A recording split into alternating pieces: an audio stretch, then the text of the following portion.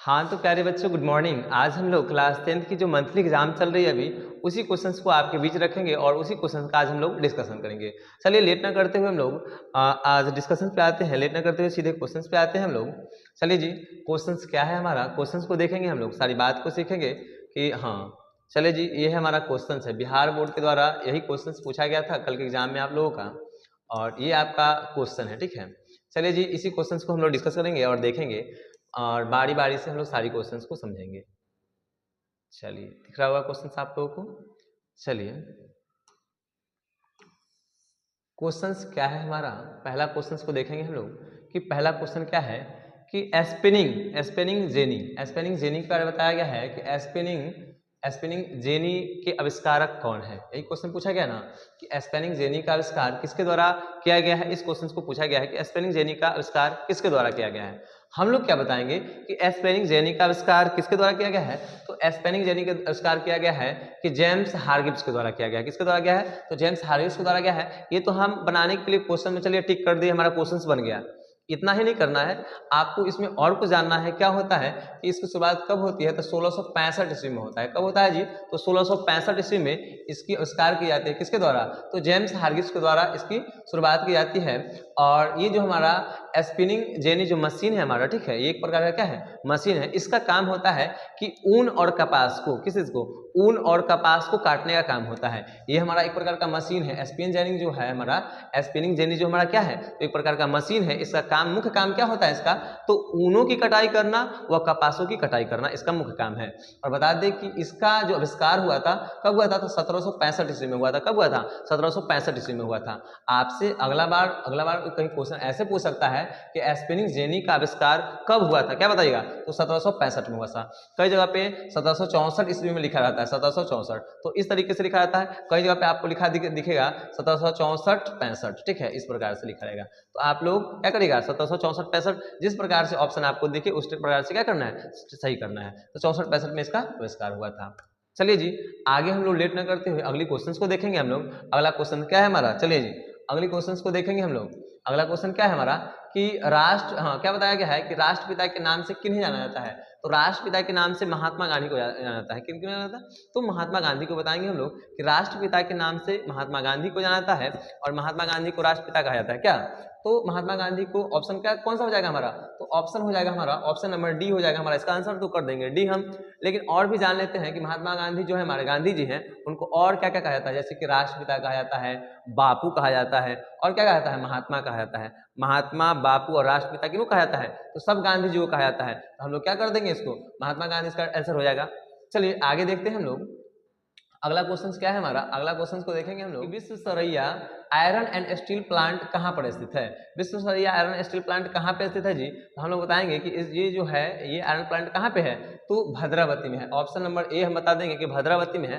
लेकिन भद्रावती पड़ता कहाँ है, भद्रावती कहाँ पे पड़ता है आपको पता है, भद्रावती पड़ता है कर्नाटक में। कर्नाटक राज्य जो है हमारा, कर्नाटक राज्य की राजधानी जो है हमारा क्या, बेंगलुरु जो राजधानी है कर्नाटक में क्या पड़ता है, तो बेंगलुरु वहाँ की राजधानी है। और बेंगलुरु से 260 किलोमीटर, कितना जी, तो 260 किलोमीटर, 260 किलोमीटर पड़ता है क्या चीज, वहां से उत्तर पश्चिम जाने पर, ठीक है, वहां से उत्तर पश्चिम, ठीक है, उत्तर पश्चिम वहां से 260 किलोमीटर जाना पड़ता है। कहां से, तो बेंगलुरु से, तब जाके कहां पे पहुंचता है, तो भद्रावती। और भद्रावती को बता दें कि ये जो हमारा प्लांट है, भद्रावती प्लांट है, ठीक है, इसके चारों पट्टी ना भद्रा नदी है, तीन साइड में कौन सा नदी है, तो तीन साइड में, इसके तीन गो साइड में कौन सी नदी है, तो तीन साइड में कौन सी नदी है, तो भद्रा नदी बहती है, ठीक है। और इस कंपनी का, अगर इस कंपनी के बारे में बात करें, ये जो हमारा आयरन प्लांट है, इस कंपनी का जो मतलब कि क्षेत्र है, ठीक है, ये जो कंपनी है हमारी, यानी कि 3.8 किलोमीटर में, ठीक है, 3.8 किलोमीटर में एक कंपनी फैली हुई है, ठीक है। ये कंपनी जो है कितना में फैली हुई है, तो 3.8 किलोमीटर में ये कंपनी फैली हुई है। और बता दें कि इस कंपनी के चारों साइड कौन सी नदी बहती है, तो भद्रा नदी बहती है। कौन सी नदी बहती है, तो भद्रा नदी बहती है। इस तरीके से हम लोग इसका आंसर बताएंगे। चलिए जी, हाँ, तो क्वेश्चन कौन सा था, ये कहाँ पे प्लांट है, तो भद्रावती में प्लांट है। तो इस तरीके से बताएंगे हम। आगे देखेंगे हम लोग, अगला बार आपसे क्वेश्चन इस तरीके से भी पूछ सकता है, ठीक है, कि यह जो आयरन प्लांट है, ठीक है, आयरन प्लांट है, तो यह कहाँ पे है, यह भद्रावती में। इस तरीके से बताएगा कि यह जो है Visvesvaraya iron and steel plant Bhadravati में अवस्थित है। और भद्रावती के तीन साइड से कौन सी नदी बहती है, तो क्या बताइएगा आप लोग, कि भद्रा नदी बहती है। आपसे पूछ देगा कि यह जो आयरन प्लांट है, आपसे पूछेगा क्वेश्चन कि यह जो आयरन प्लांट है वह मतलब कितने किलोमीटर में फैली हुई है, तो क्या बताइएगा, तो 3.8 किलोमीटर में फैली हुई है। तो इस तरीके से हम लोग आप बताएंगे इसका आंसर। आगे देखेंगे हम लोग, अगले क्वेश्चंस को देखेंगे हम लोग कि हाँ अगला क्वेश्चन क्या है हमारा कि अखिल भारतीय ट्रेड यूनियन कांग्रेस की स्थापना कब हुई है। अखिल भारतीय ट्रेड यूनियन कांग्रेस की स्थापना कब हुई है, तो हम लोग क्या बताएंगे कि इसकी स्थापना हुई है, कब हुई है, तो 31 अक्टूबर। कब हुई है जी, तो 31 अक्टूबर 1920 ईस्वी में होती है। ठीक है, अखिल भारतीय ट्रेड यूनियन कांग्रेस की स्थापना कब होती है, तो 31 अक्टूबर कब होती है जी, तो 31 अक्टूबर 1900 ईस्वी को होती है। कब होती है, 1920 ईस्वी को, 31 अक्टूबर 1920 ईस्वी को इसकी स्थापना होती है। आपको ऑप्शन में दिख रहा होगा, ठीक है, आपको ऑप्शन में दिख रहा होगा। चलिए जी ऑप्शन में दिखाते हैं आपको, ऑप्शन नंबर डी में आपको, ठीक है, ऑप्शन नंबर डी में आपको दिख रहा होगा 1920 ईस्वी। ठीक है, तो 1920 ईस्वी में इसकी क्या होती है, तो इसका स्थापना होता है। ठीक है, अब स्थापना होता है तो किनके द्वारा इसका स्थापना होता है, तो हम लोग क्या बताएंगे कि लाला लाजपत राय, किसके द्वारा होता है जी, तो लाला लाजपत राय के द्वारा इसका स्थापना होता है। ठीक है, तो इसके प्रथम अध्यक्ष कौन होते हैं, तो लाला लाजपत राय होते हैं, और इन्हीं के माध्यम से क्या होता है, तो इसकी स्थापना होता है। किसका, तो अखिल भारतीय ट्रेड यूनियन कांग्रेस की स्थापना होता है। किसके द्वारा, तो लाला लाजपत के द्वारा। कब कब होता है, तो 31 अक्टूबर। कब होता है जी, तो 31 अक्टूबर 1920 ईस्वी को इसका स्थापना होता है। इस बात को याद रखिएगा। नेक्स्ट टाइम अगर आपसे आपको इससे जुड़ा हुआ कोई भी क्वेश्चन पूछे तो आप लोग बता सकते हैं। ठीक है, आगे से आपको ऐसे भी पूछ सकता है कि अखिल भारतीय ट्रेड यूनियन कांग्रेस के प्रथम अध्यक्ष का क्या नाम था, क्या बताइएगा आप लोग, तो लाला लाजपत राय। इस तरीके से भी आपसे क्वेश्चन पूछ सकता है। तो अगला बार जब भी क्वेश्चन पूछे इससे तो आप लोग बता सके। ठीक है, चलिए आगे देखते हैं, डिस्कशन का यही मतलब होता है। चलिए आगे देखते हैं हम लोग, अगला क्वेश्चन क्या है हमारा कि कोयला उद्योग के लिए कौन प्रसिद्ध है। कोयला उद्योग के लिए कौन प्रसिद्ध है, क्या है, डालमिया। डालमिया तो सीमेंट के लिए प्रसिद्ध है जी। बताएंगे क्या है कि सिंदरी है या फिर धनबाद है या फिर बरौनी है, तो हम लोग बताएंगे कि धनबाद है। धनबाद कहाँ पे पड़ता है, तो ये धनबाद पड़ता है झारखंड में पड़ता है। कहाँ पे पड़ता है, तो झारखंड में पड़ता है जी। कहाँ पे पड़ता है जी, तो झारखंड में पड़ता है। झारखंड में कोयला के लिए काफी प्रसिद्ध है कौन, धनबाद। चलिए आगे देखते हैं हम लोग, अगला क्वेश्चन क्या है कि जलियांवाला बाग नरसंहार के उपरांत किसे नाइट की उपाधि त्याग दी थी। किसने नाइट की उपाधि, जलियांवाला बाग हत्याकांड हुआ था तो इसमें कौन गुस्सा होकर नाइट की उपाधि त्यागे थे, तो हम लोग बताएंगे कि रविन्द्रनाथ टैगोर के द्वारा। किसके द्वारा, तो रविन्द्रनाथ टैगोर के द्वारा क्या किया गया था, तो नाइट की उपाधि को त्याग दिया गया था। किस उपाधि को, तो नाइट की उपाधि को त्यागा गया था। अब बता दें कि जो हमारा जलियांवाला बाग हत्याकांड है, हमने आपको पढ़ाया था कि जलियांवाला बाग हत्याकांड जो हुआ था कब हुआ था, तो हम लोग क्या बताएंगे कि 13 अप्रैल। क्या बताएंगे जी, तो 13 अप्रैल। क्या बताएंगे जी, तो 13 अप्रैल 1919 ईस्वी को। ठीक है, 13 अप्रैल 1919 ईस्वी को जलियांवाला बाग हत्याकांड होता है, और इसी में ढेर सारे लोगों की मृत्यु होती है। ढेर सारे मतलब कि भारतीय लोगों की मृत्यु होती है, जिनका जिनका मृत्यु नहीं होना चाहिए वैसे लोगों की मृत्यु होती है। बच्चे, बूढ़े, जवान। जलियांवाला बाग में सभी लोग सभा कर रहे होते हैं। हम आपको पूरी बात को बताए थे। ठीक है, ठीक है, तो पूरी बात को यहाँ बताना ठीक नहीं रहेगा, पूरी बात को हम बताए थे। ठीक है, 13 अप्रैल 1919 ईस्वी को घटना होती है। ठीक है, जलियांवाला बाग हत्याकांड, और इसी से गुस्सा होकर, ठीक है, इसे गुस्सा होकर नाइट की उपाधि क्या करते हैं, रविन्द्रनाथ टैगोर द्वारा लौटा दी जाती है, त्याग दी जाती है। ठीक है, तो ऑप्शन कौन सा हो जाएगा जी, ऑप्शन नंबर कौन सा हो जाएगा, ऑप्शन नंबर बी हो जाएगा, रविन्द्रनाथ टैगोर। किसने नाइट की उपाधि त्यागा था, तो रविन्द्रनाथ टैगोर। अब अगला क्वेश्चन क्या है हमारा, अगला क्वेश्चन है कि अखिल भारतीय ट्रेड यूनियन कांग्रेस के प्रथम अध्यक्ष कौन थे। अखिल भारतीय ट्रेड, क्या बताएंगे, अखिल भारतीय ट्रेड यूनियन कांग्रेस के प्रथम अध्यक्ष कौन थे, तो हम लोग क्या बताएंगे इसके प्रथम अध्यक्ष कौन थे, तो लाला लाजपत राय। हम आपको इससे पहले क्वेश्चन कराए हैं जी, याद रखिएगा। इससे पहले हम क्वेश्चन बताए थे, अखिल भारतीय वाला बताए थे ना कि आपसे इस तरीके से भी पूछ सकता है क्वेश्चन। देखिए 4 नंबर क्वेश्चन बताए थे ना कि अखिल भारतीय, ठीक है, क्या बताए थे कि अखिल भारतीय ट्रेड यूनियन कांग्रेस की स्थापना कब हुई थी, तो 1920 से बताए थे, 31 अक्टूबर 1920 से बताए थे ना। अब बताए थे कि इसके प्रथम अध्यक्ष लाला लाजपत राय बताए थे, अभी जस्ट बताए थे ना आपको। सेम वही क्वेश्चन आपसे पूछ दिया गया है कि अखिल भारतीय ट्रेड यूनियन कांग्रेस के अध्यक्ष, प्रथम अध्यक्ष कौन थे, तो हम लोग क्या बताएंगे कि लाला लाजपत राय थे इसके प्रथम अध्यक्ष। इन्हीं के द्वारा इसकी स्थापना होती है, तो हम लोग बता सकते हैं। चलिए जी आगे देखेंगे, अगला क्वेश्चन क्या है हमारा, अगला क्वेश्चन क्या है हमारा, चलिए जी अगला क्वेश्चन क्या है कि हाँ शेख हसीना की पार्टी का नाम क्या था, तो अवामी पार्टी उसका नाम था, अवामी पार्टी से वो थी। ठीक है, तो ऑप्शन कौन सा हो जाएगा, चलिए हाँ बांग्लादेश अवामी लीग से वो थी, हम लोग बताएंगे ऑप्शन नंबर 1 को टिक कर देंगे। चलिए जी आगे देखते हैं हम लोग, अगला क्वेश्चन क्या है कि भारत का सबसे पुराना राजनीतिक दल कौन सा है। भारत का सबसे पुराना राजनीतिक दल कौन सा है? तो हम लोग क्या बताएंगे जी, सबसे पुराना राजनीतिक दल का है तो कांग्रेस है। कौन सा बताएंगे जी? तो बताएंगे कि भारतीय राष्ट्रीय कांग्रेस, जो कि सबसे पुरानी पार्टी है। भारतीय राष्ट्रीय कांग्रेस जो है सबसे पुरानी पार्टी है। इसकी स्थापना कब होती है? इसकी स्थापना होती है 28 दिसंबर। कब होती है जी? तो 28 दिसंबर क्या बताएंगे, 28 दिसंबर 1885 ईस्वी को इसकी स्थापना होती है। कब होती है?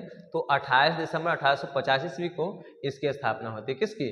तो इस पार्टी की स्थापना होती है। ठीक है, चलिए इस दल की स्थापना होती है। आगे क्या बताएंगे आपसे, अगर अगला बार पूछ दे, क्वेश्चन पूछेगा कि भारतीय राष्ट्रीय कांग्रेस की स्थापना कब हुई थी, क्या बताइएगा? तो 28 दिसंबर 1885 ईस्वी को। आप सोचे कहाँ पे हुई है, तो क्या बताइएगा कहाँ पे हुई है? तो मुंबई में हुई है।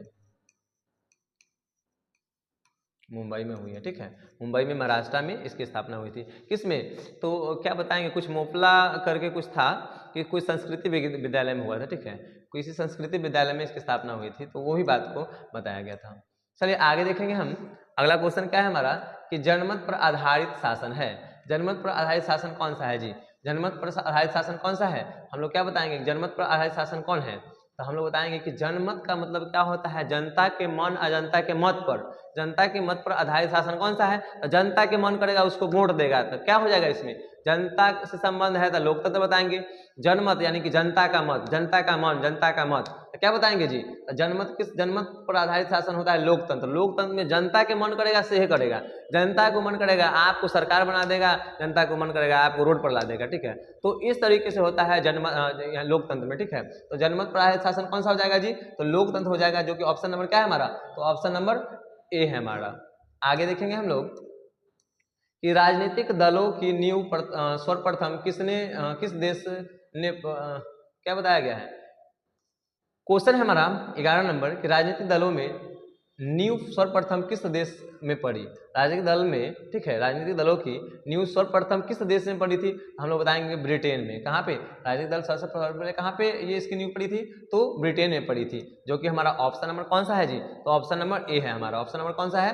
तो ए है। चलिए अगला क्वेश्चन क्या है हमारा कि जल संघर्ष, ठीक है, जल संघर्ष किस देश में हुआ था? तो बोलिविया में हुआ था। कहाँ पे हुआ था जी? तो बोलिविया में हुआ था, जो कि ऑप्शन नंबर क्या है हमारा? तो ऑप्शन नंबर सी है हमारा। चलिए जी आगे लेट न करते हुए हम लोग आगे देखते हैं। अगला क्वेश्चन क्या है हमारा, आपको हम आगे बताए थे ना। चलिए जी आगे अगला क्वेश्चन क्या है हमारा? अगला नंबर क्वेश्चन है गौरव क्रांति। क्या है, यही ना जी? नहीं जी, 13 नंबर क्वेश्चन है ना, 12 नंबर का 13 नंबर है बोलिए। हाँ, निम्नलिखित में किसे लोकतंत्र की जीवन रेखा कहा जाता है? निम्नलिखित में से किसे जीवन रेखा कहा जाता है? लोकतंत्र की जीवन रेखा किसे कहा जाता है? हम लोग क्या बताएंगे जी कि जीवन रेखा किसे कहा जाता है लोकतंत्र की? हम लोग बताएंगे कि राजनीतिक दल को क्या कहा जाता है? तो जीवन रेखा कहा जाता है। लोकतंत्र की जीवन रेखा किसे कहा जाता है? तो राजनीतिक दल को कहा जाता है। ठीक है, लोकतंत्र की जीवन रेखा किसे कहा जाता है? तो राजनीतिक दल को कहा जाता है। तो ऑप्शन नंबर कौन सा हो जाएगा? तो ऑप्शन नंबर बी हो जाएगा हमारा। चलिए आगे देखते हैं हम लोग लेट न करते हुए। गोरखपुर क्रांति कब हुआ? गोरखपुर क्रांति कब हुआ था जी? तो गोरखपुर क्रांति हुआ था 1688 ईस्वी में। कब हुआ था जी? तो 1688 ईस्वी में, जो कि ऑप्शन नंबर क्या है हमारा? तो ऑप्शन नंबर बी है हमारा। चलिए आगे देखते हैं हम लोग लेट न करते हुए कि निम्नलिखित में कौन नई आर्थिक नीति का अंग नहीं है? नई आर्थिक नीति का अंग कौन नहीं है जी? तो राष्ट्रीयकरण। इसमें क्या हो जाएगा हमारा? ऑप्शन है राष्ट्रीयकरण, उदारीकरण, फिर क्या है निजीकरण, वैश्वीकरण। हम लोग क्या बताएंगे? राष्ट्रीयकरण हमारा हो जाएगा। चलिए जी आगे देखते हैं हम लोग अगला क्वेश्चन। अगला क्वेश्चन क्या है हमारा कि निम्नलिखित में कौन आर्थिक क्रिया ग्रामीण, ठीक है, क्या बताया गया है कि कौन सी आर्थिक क्रिया ग्रामीण क्षेत्र के में प्रमुख है? तो हम क्या बताएंगे जी, इसका आंसर कौन सा हो जाएगा? तो बताया गया है कि कौन सी आर्थिक क्रिया ग्रामीण क्षेत्रों में प्रमुख है। क्या बताएंगे? प्राथमिक या द्वितीय या तृतीय, क्या बताएंगे जी? तो हमारा इसका आंसर हो जाएगा जी प्राथमिक हो जाएगा जी। कौन सा हो जाएगा जी? प्राथमिक हो जाएगा, जो कि ऑप्शन नंबर क्या है हमारा? ए है, प्राइमरी हो जाएगा। चलिए आगे देखेंगे हम लोग। आगे देखेंगे हम कि गैस एवं बिजली उत्पादन किस क्षेत्र के अंतर्गत रखा जाता है? किस सेक्टर में रखा जाता है गैस और बिजली का? गैस और इलेक्ट्रिक किस सेक्टर में रखा जाता है? तो हम लोग बताएंगे इसको द्वितीय क्षेत्र में रखा जाता है, सेकेंडरी सेक्टर में रखा जाता है, जो कि ऑप्शन नंबर कौन सा हो जाएगा जी हमारा? तो ऑप्शन नंबर बी हो जाएगा हमारा। द्वितीय क्षेत्र में इसको रखा जाता है। गैस को और बिजली को किसमें रखा जाता है? द्वितीय क्षेत्र में रखा जाता है। अगला क्वेश्चन क्या है हमारा कि निम्नलिखित में से किसे द्वितीय क्षेत्र भी कहा जाता है? किसको निम्न में से द्वितीय क्षेत्र कहा जाता है? कृषि क्षेत्र को, औद्योगिक क्षेत्र को, सेवा क्षेत्र को, इनमें से कोई नहीं। हम लोग बताएंगे किसको? द्वितीय क्षेत्र में किसको रखा जाता है जी? तो औद्योगिक क्षेत्र को रखा जाता है, मजदूरों वाला को, ठीक है, श्रमिक वाला को, ठीक है, क्योंकि ऑप्शन नंबर क्या बताएंगे हम लोग? ऑप्शन नंबर बी हो जाएगा हमारा, द्वितीय क्षेत्र में रखा जाता है इसको, औद्योगिक क्षेत्र को। अगला क्या है कि सकल घरेलू उत्पाद क्या बताया गया है कि जीडीपी, सकल घरेलू उत्पाद जीडीपी में सबसे कम योगदान किसका होता है? प्राइमरी सेक्टर का होता है कि सेकेंडरी सेक्टर का है, किसका होता है बताइए जी? प्राथमिक क्षेत्र का होता है, कहाँ गया जी? प्राथमिक क्षेत्र का होता है या फिर द्वितीय क्षेत्र का होता है या फिर तृतीय क्षेत्र का होता है, किसका होता है? तो हम लोग क्या बताएंगे इसमें किसका योगदान होता है? हम आपको बता दें, सबका बताते हैं किसका कितना योगदान होता है। तो जीडीपी में जो हमारा प्राथमिक क्षेत्र होता है, प्राइमरी सेक्टर होता है, इसका केवल 17% योगदान होता है। कितना योगदान होता है इसका? तो 17% योगदान होता है, ठीक है। अब वही बात करें हम लोग किसका? सेकेंडरी सेक्टर का, यानी कि द्वितीय क्षेत्र का अगर बात करें, ठीक है, द्वितीय क्षेत्र का बात करें तो इसका योगदान कितना होता है? द्वितीय क्षेत्र का योगदान कितना होता है? तो इसका योगदान होता है हमारा 30% के आसपास। कितना होता है? तो 30% होता है जीडीपी में इसका योगदान। द्वितीय क्षेत्र का योगदान कितना होता है? तो 30% होता है। और सबसे अधिक होता है तृतीय क्षेत्र का। ये जो हमारा तृतीय क्षेत्र है इसका योगदान सबसे अधिक होता है। कितना होता है जी? तो 53% होता है। कितना होता है? तो 53% इसी का योगदान होता है, केवल 53%। समझ लीजिए कि 53% सबसे अधिक, ठीक है। ये दोनों जितना मिला के नहीं करता होगा, ठीक है, प्राइमरी सेक्टर और सेकेंडरी सेक्टर का जितना नहीं होता है उतना केवल इसका होता है, ठीक है। ये दोनों मिला के भी उतना नहीं पहुंचेगा जितना केवल इसका होता है। तो तृतीय क्षेत्र का बहुत बड़ा योगदान होता है किसमें? तो जीडीपी में, ठीक है, सबसे बड़ा योगदान होता है। आपसे पूछेगा कि सकल घरेलू उत्पाद में सबसे कम योगदान किस क्षेत्र का है? तो हम लोग बताएंगे प्राथमिक क्षेत्र का है। और वहीं पूछ देगा कि सकल घरेलू उत्पाद में सबसे अधिक योगदान किसका है? तो क्या बताएंगे हम लोग? तृतीय क्षेत्र में बताएंगे। चलिए जी, यहाँ से क्वेश्चन बन जाएगा आपका। आगे देखेंगे हम लोग। अगला क्वेश्चन क्या है कि निम्नलिखित में कौन सा पेशा अर्थव्यवस्था के तृतीय क्षेत्र से संबंधित है? कौन सा पेशा जी? तो डॉक्टर मास्टर कितने दिखाई दे रहा है जी? ऑप्शन कौन सा हो जाएगा जी? ऑप्शन नहीं हो जाएगा। ऑप्शन कौन सा हो जाएगा? तो ऑप्शन नंबर डी हो जाएगा।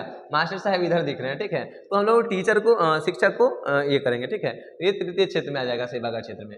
चलिए जी, आगे देखते हैं हम लोग क्या बताएंगे कि राष्ट्रीय अंतर्देशीय, ठीक है, अंतर्देशीय, ठीक है, नौवहन संस्था का कहाँ पे स्थित है? अंतरराष्ट्रीय क्या बताया गया है कि राष्ट्रीय अंतर्देशीय, ठीक है, अंतर्देशीय नौवहन सेना कहाँ स्थित है?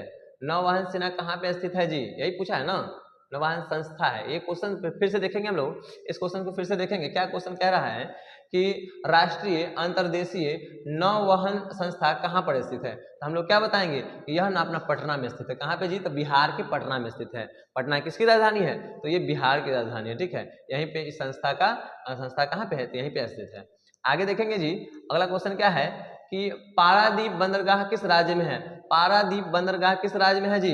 तो ये ओडिशा में है। ओडिशा में कहाँ पे जी? ओडिशा में अगर पूछ दे कि ओडिशा में है तो ओडिशा में कहाँ पे है? तो ओडिशा में हम लोग बताएंगे कि जगत सिंहपुर में। कहाँ? जगत सिंहपुरी में है। कहाँ पे है जी? तो जगत सिंहपुर में है, ये जगत सिंहपुरी में है। ये जो हमारा ये बंदरगाह है, पारादीप बंदरगाह है, कहाँ पे है? तो कहाँ पे है जी? तो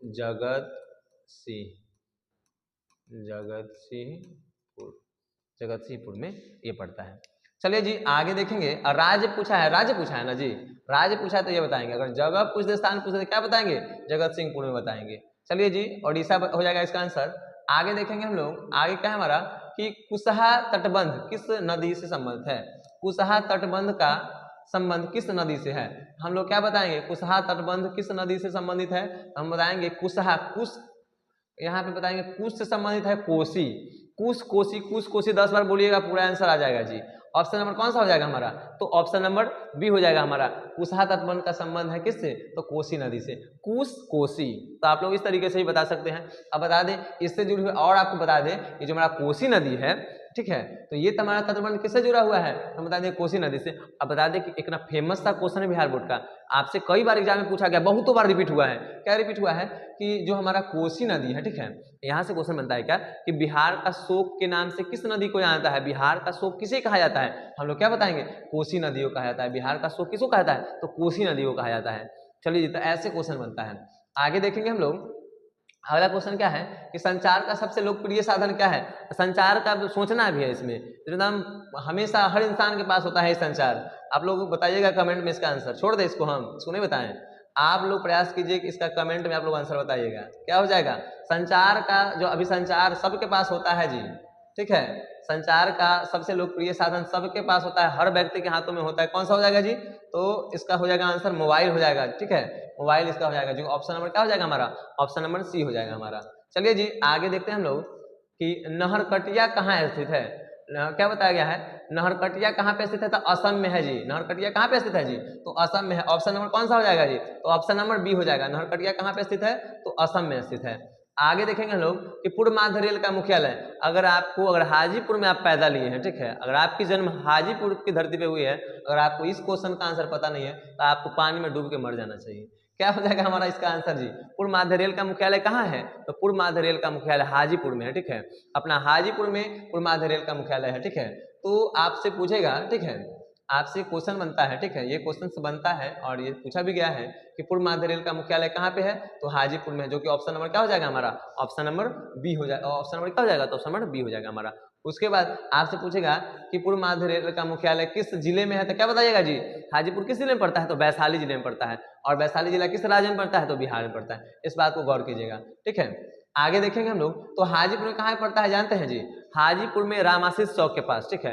आपको बहुत बड़ा सा मुख्यालय है ये, ठीक है, ये रेलवे मुख्यालय बहुत बड़ा सा है। उस पर एकदम ईस्ट रेलवे क्या लिखा है? ईस्ट सेंट्रल रेलवे लिखा रहता है उस पर, ठीक है। पूर्व मध्य रेल लिखा रहेगा बड़े अक्षरों में। आपको रामाशीष चौक पे जाइएगा, वहां से आपको दिखाई देगा, बड़े अक्षरों में लिखा रहता है। एक बड़ा सा बिल्डिंग है साइड में, ठीक है, पूर्व साइड में, इधर है, पूर्व साइड में ही होगा, हाँ पूर्व साइड में पड़ता है। तो वो बिल्डिंग उस पर बड़ा सा अक्षरों में लिखा है पूर्व मध्य रेल लिखा रहेगा। तो वही हमारा क्या है? वही हमारा मुख्यालय हाजीपुर में पड़ता है, पूर्व मध्य रेल का मुख्यालय। चलिए आगे देखेंगे हम, आगे देखेंगे क्या है हमारा कि ऑल इंडिया रेलवे की शुरुआत, ऑल इंडिया रेलवे की शुरुआत क्या बताएंगे जी? ऑल इंडिया रेलवे की शुरुआत कब हुई थी? ऑल इंडिया नहीं, ऑल इंडिया रेडियो है जी, रेलवे नहीं है। ऑल इंडिया रेडियो की शुरुआत कब हुई थी? तो हम लोग क्या बताएंगे इसकी शुरुआत कब होती है? तो 1936 में होती है। कब होता है? तो 1936 में होता है। ऑप्शन नंबर क्या हो जाएगा हमारा? तो ऑप्शन नंबर सी हो जाएगा हमारा। अगला क्वेश्चन क्या है हमारा? अगला क्वेश्चन है कि भारत में सड़कों की लंबाई की दृष्टि से प्रथम स्थान किस राज्य का है? भारत में अगर सड़कों की लंबाई की बात की जाए, उसकी दृष्टि से अगर देखा जाए तो सबसे लंबी सड़क वाला राज्य, ठीक है, सबसे लंबी सड़क वाला राज्य कौन सा हो जाएगा जी? तो हम लोग बताएंगे कि महाराष्ट्र हो जाएगा। सबसे सड़क की लंबाई की दृष्टि से अगर देखा जाए तो प्रथम स्थान लंबाई की दृष्टि में कौन रखता है जी? तो ये महाराष्ट्र रखता है, जो कि ऑप्शन नंबर कौन सा हो जाएगा? तो ऑप्शन नंबर ए हो जाएगा हमारा। चलिए जी लेट न करते हुए अगले क्वेश्चन को देखेंगे हम। लास्ट क्वेश्चन है हमारा, लास्ट क्वेश्चन है सोशल साइंस का। आप लोग देखिएगा लास्ट क्वेश्चन क्या है हमारा कि रेल, हाँ ये हमारा क्वेश्चन है कि रेल यात्री, ठीक है, रेल यात्री क्या बताया गया है कि रेल यात्री बीमा योजना की शुरुआत किसने की थी? रेल यात्री बीमा योजना की शुरुआत किसने की थी? और ये लास्ट क्वेश्चन है और हम आपको SW के रूप में इस क्वेश्चन को आपको SW के रूप में करके लाना है, ठीक है। आप लोगों को SW के रूप में इसका आंसर बताना है। ऑप्शन क्या क्या है हमारा देखिएगा, ऑप्शन क्या है हमारा? पहला ऑप्शन है कि रेलवे मंत्रालय, ठीक है, क्या बताया गया है? इस योजना की शुरुआत किसके द्वारा किया गया है? रेलवे मंत्रालय, ठीक है, पहला हमारा ऑप्शन है कि रेलवे मंत्रालय। पहला ऑप्शन क्या है? तो रेलवे मंत्रालय। दूसरा है मेरा गृह मंत्रालय, ठीक है, पहला ऑप्शन क्या है हमारा? तो रेलवे मंत्रालय है। और दूसरा क्या है जी? तो दूसरा हम बताएंगे, दूसरा क्या है? तो गृह मंत्रालय है। और तीसरा क्या है? वित्त मंत्रालय है। और तीसरा लास्ट ऑप्शन क्या है हमारा? लास्ट ऑप्शन है कि भारतीय रेलवे यात्री संघ। तो इस प्रकार से आपका ऑप्शन है। आपको इस चारों ऑप्शन को देख के, सोच के और समझ के आपको कमेंट बॉक्स में इसका आंसर पूरा देना है, ठीक है। ये हमारा कौन सा इसका आंसर हो जाएगा, यानी कि रेलवे यात्री बीमा योजना की शुरुआत किसके द्वारा हुई थी, ठीक है। तो ये आपको इसका आंसर कमेंट बॉक्स में करना है। ये आपको SW के रूप में ये होमवर्क आपको मिल रहा है। चलिए जी ये हमारा कंप्लीट हुआ यहाँ से। और बता दें आपको कि बिहार बोर्ड ये जो भी क्वेश्चंस आपको डिस्कशन कराई गई है उस क्वेश्चंस को आप लोग अपने कॉपी में नोट डाउन करें, ताकि कि आपकी जो फाइनल एग्जाम होगी, ठीक है, उसमें आप बेहतर परफॉर्मेंस कर पाओगे। और बिहार बोर्ड को बहुत बहुत धन्यवाद मैं कहना चाहूँगा कि बिहार बोर्ड जो ये नियम लाई है, ये काफ़ी अच्छा नियम लाई है। मंथली एग्जाम जो मासिक टेस्ट होता है, मासिक जांच परीक्षा जो होती है, वो काफ़ी अच्छा बिहार बोर्ड के द्वारा काफ़ी अच्छा निर्णय लिया गया है। उनके लिए मैं बहुत बहुत धन्यवाद कहना चाहता हूँ, ठीक है, अपनी पूरी टीम के माध्यम से बिहार बोर्ड को धन्यवाद कहना चाहूँगा। और ये नियम जो आई है, इससे क्या होगा कि जो बच्चे पढ़ाई कर रहे हैं वो निरंतर उनका अभ्यास बहुत ही बेहतर अभ्यास बनता रहेगा और वो पिछली सारी चीज़ों को रिवीजन करते चलेंगे और बोर्ड के एग्जाम में काफ़ी अच्छा परफॉर्मेंस करेंगे। हमारे थॉट से, ठीक है, ये जो नई शिक्षा नीति जो आई है, ठीक है, ये जो हमारा जो बदलाव हुआ है शिक्षा के अंदर, ठीक है, जो हमारी बिहार बोर्ड जो बदलाव की है सरकारी स्कूलों में, उसका प्रभाव आपको फाइनल एग्जाम में देखने को मिलेगा। ठीक है, फाइनल एग्जाम में देखिएगा इसका प्रभाव क्या, कि बेहतर ढंग से क्या होता है, बच्चे का बेहतर रिजल्ट आएगा हमारे थॉट से, कि जो पढ़ते हैं उसका तो बेहतर रिजल्ट आएगा ही, और जो नहीं भी पढ़ते हैं वो बच्चे भी इस टेस्ट को दे दे के, ठीक है, कुछ तो अभ्यास उनका बेहतर होता होगा। तो कहीं ना कहीं शिक्षा की व्यवस्था में सुधार आपको देखने को मिलेगा। चलिए जी, इस वीडियो में हम लोग यहीं तक बात करेंगे। आप लोग प्रयास करें कि पूरी क्लास को करें, ठीक है, पूरी डिस्कशंस को समझें, और समझने के बाद कॉपी में नोट डाउन करें, और आने वाले समय में कभी भी इस चैप्टर से, ठीक है, या फिर इस तरीके की कोई भी क्वेश्चन, इस तीसों क्वेश्चन में या कोई भी क्वेश्चन जुड़ी हुई क्वेश्चन से रहेगी, ठीक है, तो आप लोग प्रयास करें कि एक भी क्वेश्चन एग्जाम से छोड़ के ना आए, और पूरी क्वेश्चंस को डील करें। जय हिंद, धन्यवाद।